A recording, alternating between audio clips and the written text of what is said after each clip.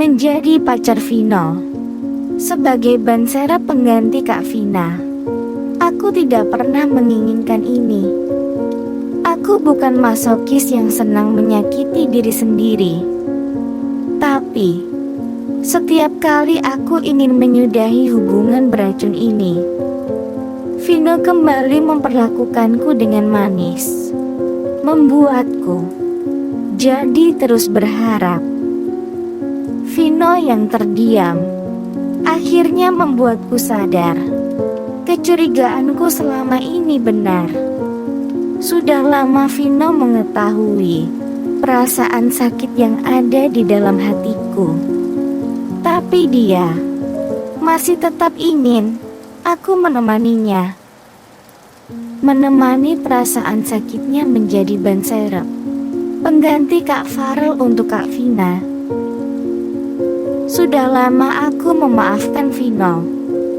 Vino yang memperlakukanku sebagai ban serep, karena aku tahu semua itu adalah kesalahanku sendiri.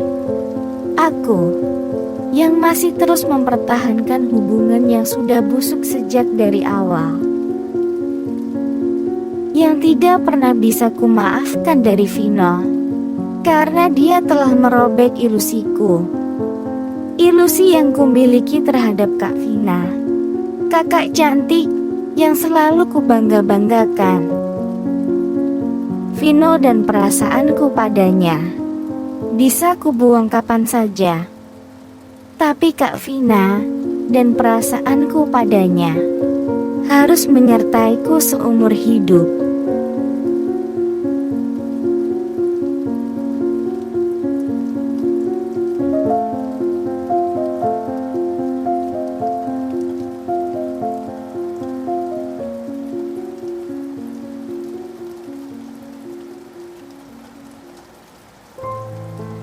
Vino tetap berlutut dan menundukkan kepalanya tanpa bisa membalas kata-kataku. Aku tidak akan memintanya untuk berdiri. Selama 6 tahun hubungan kita, dia tidak pernah memberiku apa-apa. Setidaknya dengan berlutut di akhir dari hubungan kita ini, dia memberiku sesuatu. Vira, jangan seperti ini. Kenapa kamu tega meminta Vino untuk berlutut di depanmu? Hatiku terasa pahit. Kak Vina, kakak cantik yang selalu kubangga-banggakan, lebih memilih orang lain daripada adik kandungnya sendiri.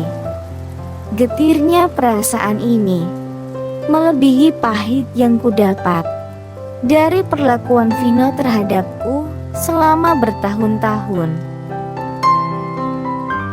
Aku tertawa pelan. Kak Vina, jangan membuat Vira tertawa.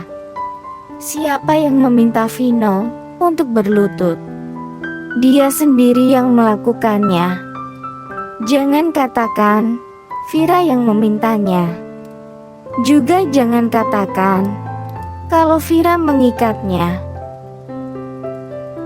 Aku berdiri dari kursi kafe yang kududuki, tanpa mempedulikan Vino yang berlutut. Aku berkata dengan ironis, Kak Vina, aku tidak perlu melepaskan Vino, karena dari dulu dia tidak pernah ada di sampingku. Dia selalu ada di samping Kak Vina. Senyum tipis dan sinar mata penuh kemenangan yang sekilas muncul lagi di wajah Kak Vina membuatku mengalihkan pandangan mataku. Sampai detik ini, aku masih berusaha menyangkalnya. Aku tidak ingin melihat semua itu di wajah cantik Kak Vina. Saat berjalan melewati kursi yang diduduki Kak Vina, dia tiba-tiba berkata lagi, Vira, kalau tentang papa dan mama. Kak Vina, kalau masalah itu, Kak Vina dan Vino bereskan sendiri. Vira tidak mau mencampuri hidup kalian lagi. Aku melangkah keluar dari dalam kafe. Hujan deras yang tiba-tiba turun membuatku mendongakkan kepala ke atas. Tetes-tetes air hujan jatuh menerpa wajahku. Untuk sekali lagi, dan untuk yang terakhir kalinya, biarkan buliran air mataku bercampur dengan air hujan.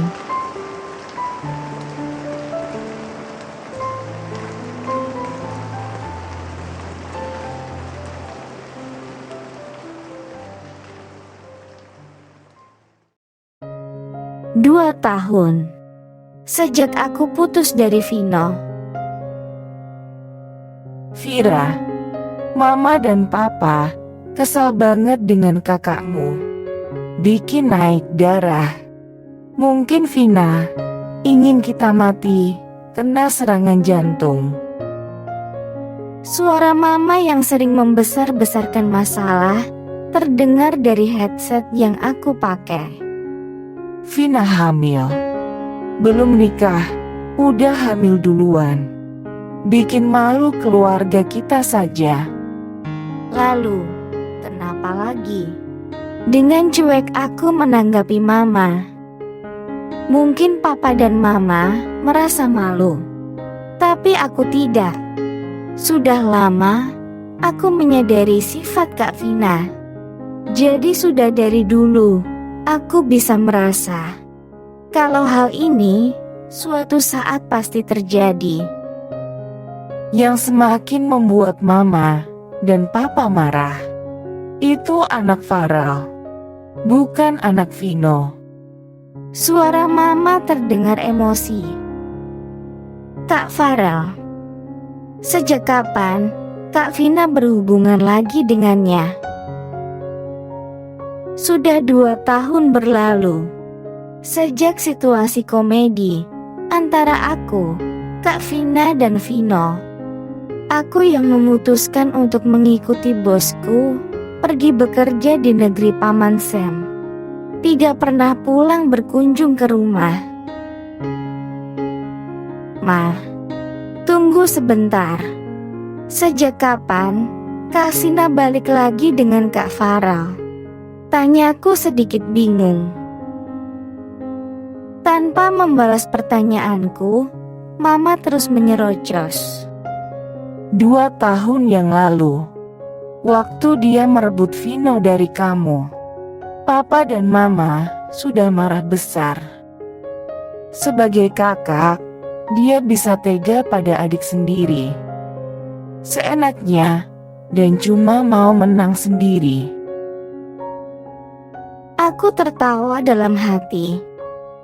Tapi di depan Mama, aku cuma berani diam sambil menggelengkan kepala.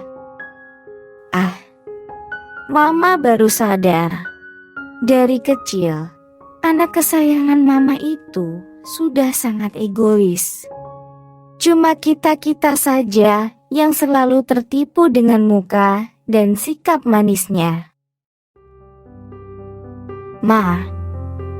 Mama belum jawab pertanyaan Vira. Apa Kak Vina balik lagi dengan Kak Farel? Bukannya Kak Vina sudah bertunangan dengan Kak Vino? Sejak Kak Vina jadian dengan Vino, di depan orang-orang, aku kembali memanggil Vino dengan sebutan Kak Vino. Itu yang semakin membuat situasi kacau. Tidak ada yang menyangka Vina selingkuh dengan Farel sampai hamil. Tidak ada yang tahu kalau dia CLBK lagi dengan Farel.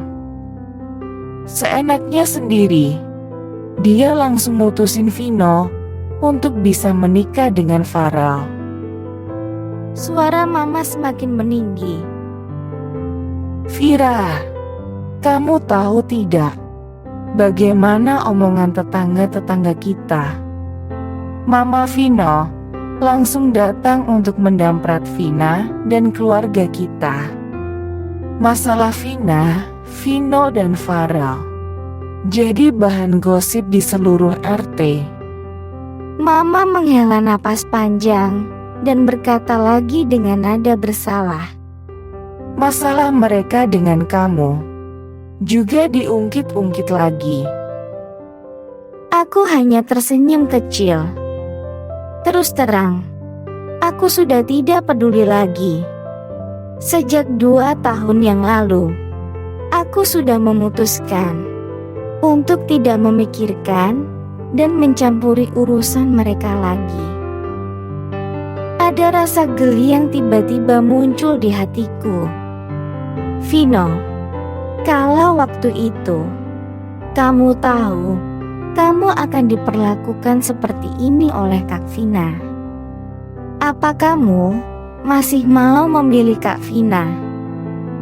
Tiba-tiba aku ingin tertawa keras, tapi tetap kutahan-tahan agar tidak membuat Mama semakin marah. Ternyata pembalasan dari Tuhan juga akan turun pada waktunya. Lalu bagaimana dengan kelanjutan Kak Vina dan Kak Farel?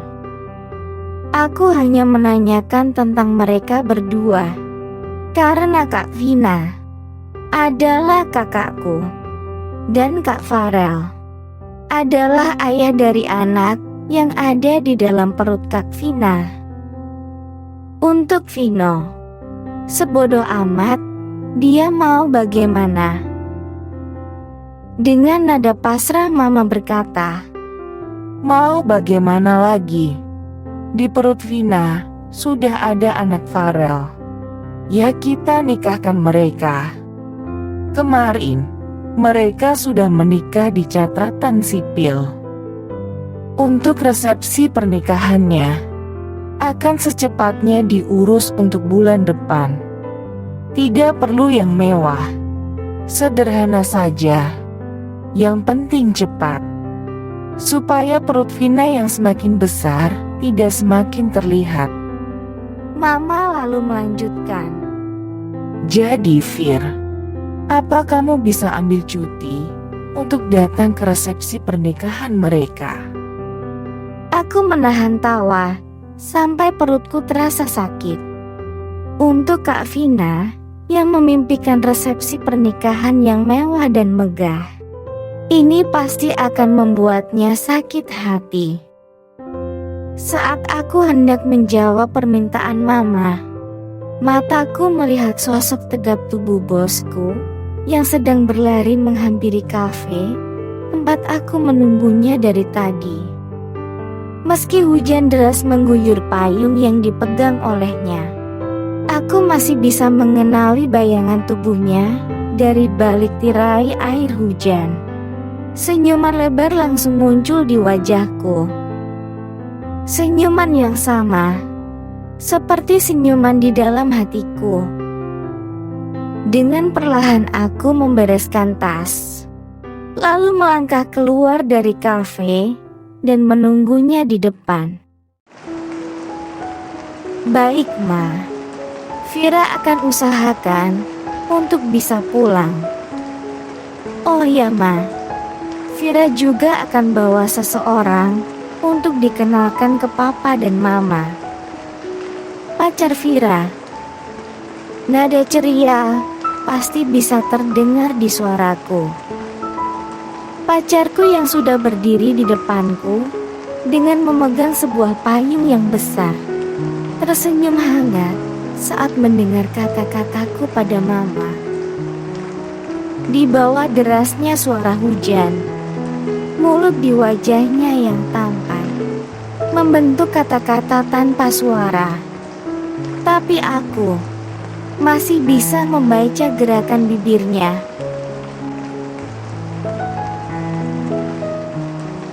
Dengan hati berbunga-bunga, aku langsung melompat ke dalam pelukannya.